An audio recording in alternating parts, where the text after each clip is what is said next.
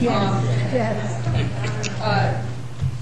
On speaking with the bicycle riding, and I've spoken on it before, is there a process that could be explored to discuss and reevaluate the ordinance that's in place now?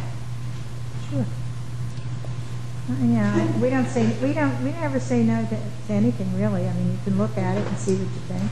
I've had some discussions with the police department myself, as the commissioners are aware, and from dark on, they're not interested in us having bikes up there. I have to be quite frank with you. In the daylight hours, they don't have any problem, but nighttime biking is not.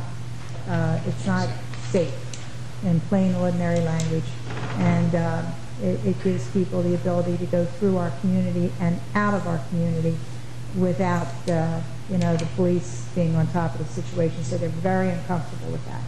So I have to tell you for myself, I think our police do a great job. They try to accommodate our residents as much as possible, and I definitely would vote for whatever they felt was reasonable. Is there a possibility of a time frame of open hearings that? Well, we give you this time. We give it to you at our commission meeting also. We give you the time. And, the commissioners obviously are listening, and I'm listening, and I told you my feelings. So, that's all I can say. If you're looking for more people in the community to come out and express themselves, I guess you could try to get that, I realize that most people are concerned with safety, as we all are. Yes.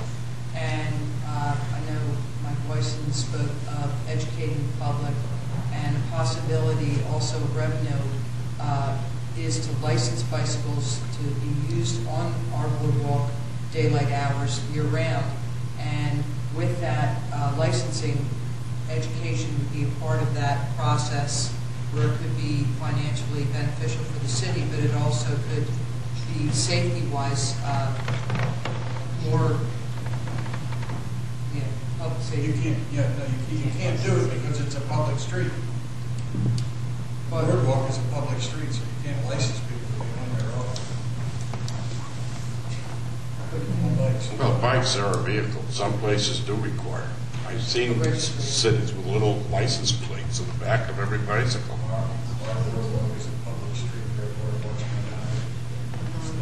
No, but it's not the street, it's the vehicle. I don't register them for that. So wheeled vehicle can be. Yeah. So if it is the official bicycle path, then being restricted at certain times does create confusion when you're looking at bike registries and bicycle paths through South Jersey. Diane, may I suggest something to you? Yes. Why don't you put together something for a proposal and see if you can get some support within the community and bring it back to us? Okay, that's basically what I said, how to Let's see what go happens. about. Yeah, absolutely. Okay, thank you. Yeah. Diane, could you speak up? I'll try. Yes, sir.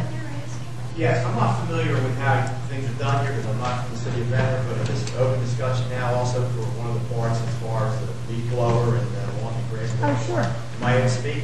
Thank you. Sure. Thank you for the opportunity. Where are you from, sir? My name's Paul Petnato. I am from Summers Point, New Jersey. I was originally a resident of Ventnor for about 20 years. My parents owned a house in Ventnor in St. Leonard's Tract on Suffolk Avenue for about 40 years. Just recently had to sell the property back in '98 when they both passed on.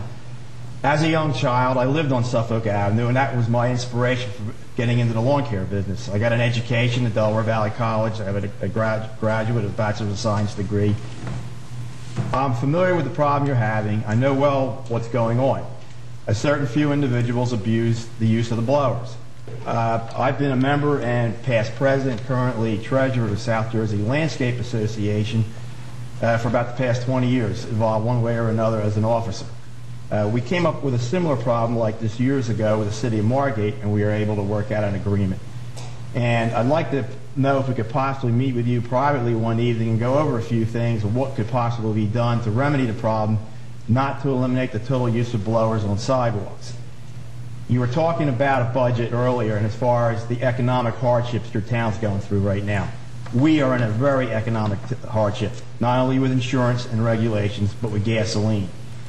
What you're doing to us, taking away the use of a hand blower and the time-saving value that is to our business and able to make a profit, since basically we're working with a budget. We give a customer a price to do a property, and we have to work within that budget of doing that operation. This would be equivalent to people coming in from the city of Ventnor saying, we don't want power equipment on the beach to clean the beaches. You've got your budget, now you figure out how to clean the beach with rakes and shovels, no power equipment. This is what you're doing to us. You know, respectfully, I'm just trying to hit home that we're very similar. We may be a small business, you may be a big municipality, but we're all up against the same wall economically.